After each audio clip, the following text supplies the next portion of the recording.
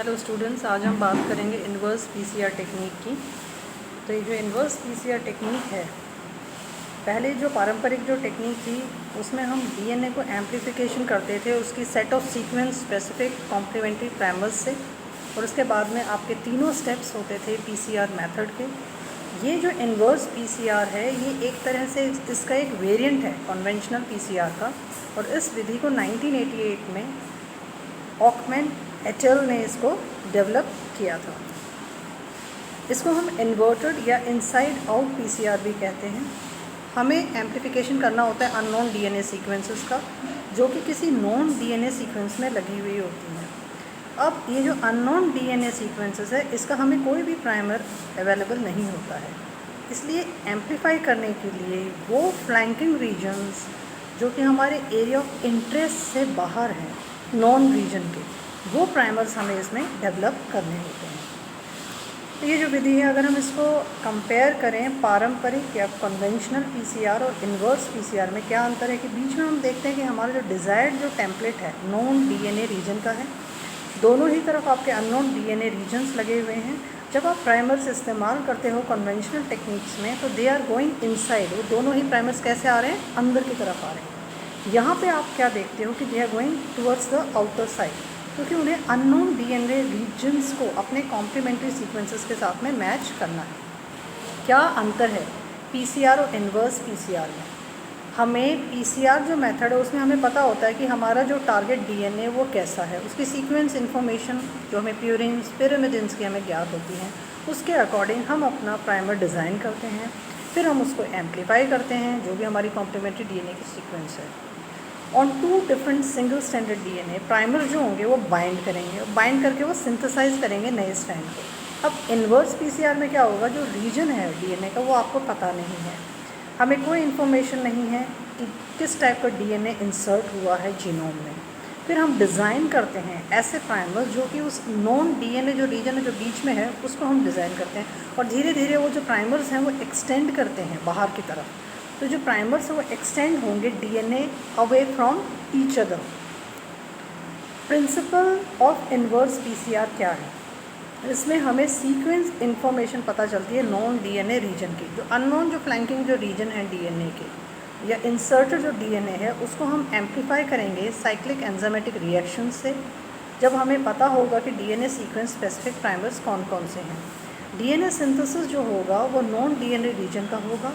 इसके लिए हमें ज़रूरी है कि उसका डाइजेशन करवाएं with the help of restriction enzymes, जो कि अननोन फ्लैंकिंग रीजन्स को डाइजेशन करेंगे लेकिन नॉन रीजन को नहीं करेंगे। अब आपने उसका डाइजेशन करा दिया, अब डाइजेशन करा दिया तो फिर आपका लाइगेशन होगा। फ्लैंकिंग जो रीजन्स हैं अननोन डीएनए के, वो एक सर्कुलर डीएनए में कन्वर्ट हो जाएंगे।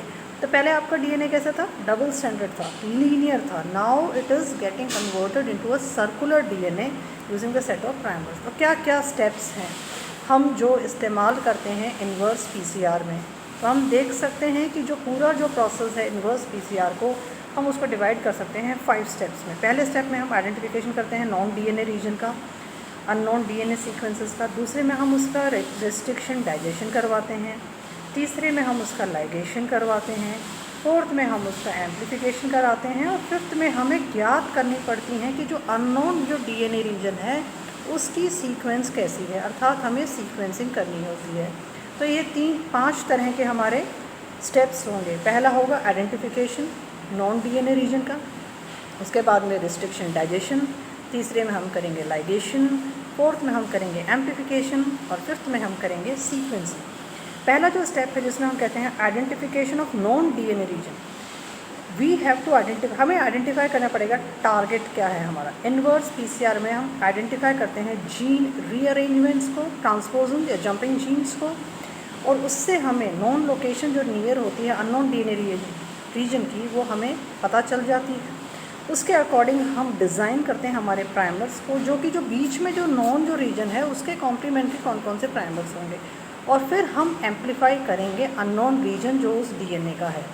तो डिफरेंट मेथड से हम एक्सट्रैक्ट करते हैं डीएनए को, और फिर हम आइडेंटिफाई करते हैं हमारा कैसा नॉन डीएनए रीजन के दोनों तरफ जो अननोन सीक्वेंसेस हैं हम उनको किस तरह से फाइंड आउट करेंगे by help of primer. Second step में हम इस डीएनए का प्राइमर तो आपने जोड़ दिए, उसके बाद में हम रिस्ट्रिक्शन डाइजेशन करवाएंगे।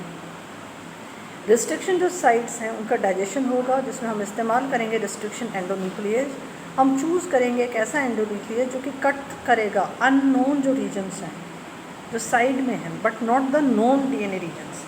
अब जैसे कि हायर यूकैरियोटिक सेल्स की अगर हम बात करें तो thousands of digested DNA fragments के यहाँ पे हम जनरेशन हो जाता है रिस्ट्रिक्शन डाइजेशन की विधि से। अब लाइगेशन, लाइगेशन का मतलब जोड़ना, जो आपका डीएनए स्टैंड एंड्स हैं रिस्ट्रिक्शन डाइजेशन से वो लाइगेशन हो ज्वाइन हो जाएंगे। तो इसके लिए हम ज्वाइनिंग के लिए हम ऐसे को इस्तेमाल करते हैं, डीएनए लाइगेशन ऐसे हम कहते हैं।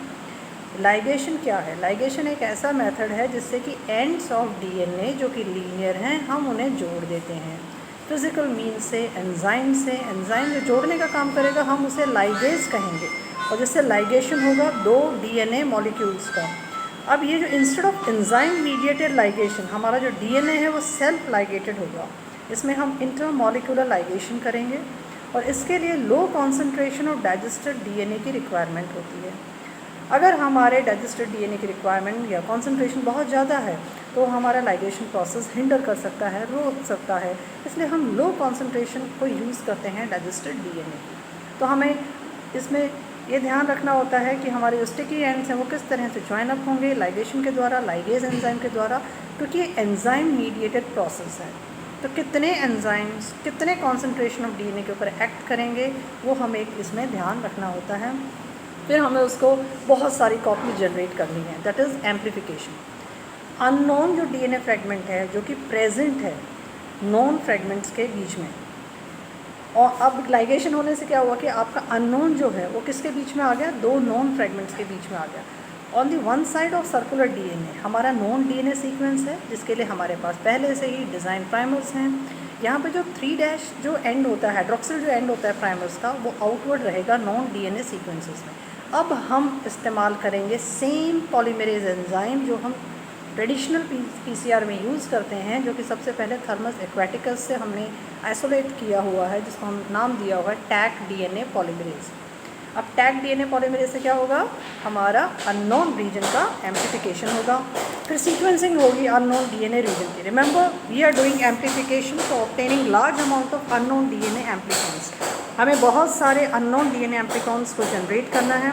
इसके लिए हमें डीएनए सीक्वेंसिंग करनी पड़ेगी, क्योंकि पहले वाले मेथड में डीएनए सीक्वेंसिंग की आवश्यकता नहीं थी, but for this we require DNA sequencing.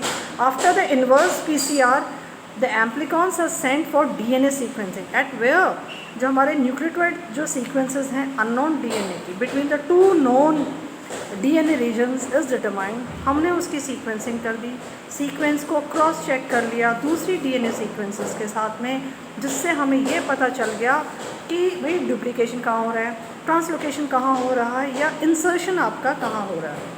जैसा कि हम इस डायग्राम से एक समराइज फॉर्म में पूरा का पूरा इन्वर्स पीसीआर को समझ सकते हैं। आपके बीच में नॉन डीएनए सीक्वेंसेस हैं, दोनों तरफ आप देखते हो पिंक कलर में आपकी अननोन डीएनए सीक्वेंसेस प्रेजेंट है।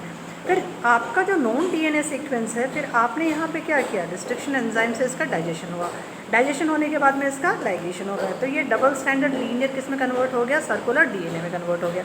लाइगेशन होने के बाद में आपका अननोन डीएनए सीक्वेंस अब कहाँ आ गया? बीच में आ गया, और दोनों तरफ क्या चलेगी? Non DNA sequence. तो पहले देखो इनिशियल जो स्टेज में जो डीएनए था उसका बिल्कुल उल्टा हो गया। यहाँ पे नॉन डीएनए सीक्वेंसेस जो कि अंदर थी वो कहाँ चली गई? बाहर की ओर, और जो नॉन जो थी वो बाहर की ओर चली गई, और जो अननोन जो डीएनए सीक्वेंस जो बाहर की ओर थी वो कहाँ आ गई? अंदर की ओर आ गई। तो it is totally inverted out. अब ये जो विधि है इसके बहुत सारे एरियाज़ हैं, एप्लीकेशन के एरियाज़ हैं, जिसको हम इन्वर्स पीसीआर एप्लीकेशंस कहेंगे, कि हमें अननोन फ्लैंकिंग रीजन का आइडेंटिफिकेशन हो जाता है। हमें ये पता चल जाता है कि कौन सा प्रमोटर, कौन सा इन्हेंसर हमें उपयोग में लेना है डीएनए अपस्ट्रीम या डाउनस्ट्रीम में। ये यूज़फुल है आइडेंटिफिकेशन करने के लिए कि भी म्यूटेशंस कहाँ कहाँ हो रही हैं, हमारे कौन कौन सी जीन्स हैं जो पैथोजेनिक जीन्स हैं, या कहाँ कहाँ पे जीन अरेंजमेंट्स हो रहा है, जीन फ्यूजन हो रहा है। अब ये हमें ये भी पता चल जाता है कि इंसर्शन जो वायरल जीन सेगमेंट्स का है या प्लास्मिड्स का है, उसको भी हम इस विधि से इन्वेस्टिगेट कर सकते हैं। ये एक तरह की फर्स्ट चॉइस होती है ट्रांसपोजेबल एलिमेंट स्टडीज़ के लिए, जिसके लिए मैक क्लिंटॉक ने बहुत सारा काम किया था आइडेंटिफिकेशन और कैरेक्टराइजेशन के लिए। तो एक इम्पॉर्टेंट एरिया इसका और है साइट डायरेक्टेड म्यूटाजेनेसिस। तो these are many wide areas of inverse PCR what we are using it today. I hope that this lecture is useful and will be able to differentiate between the two techniques of PCR and inverse PCR. Thank you for listening.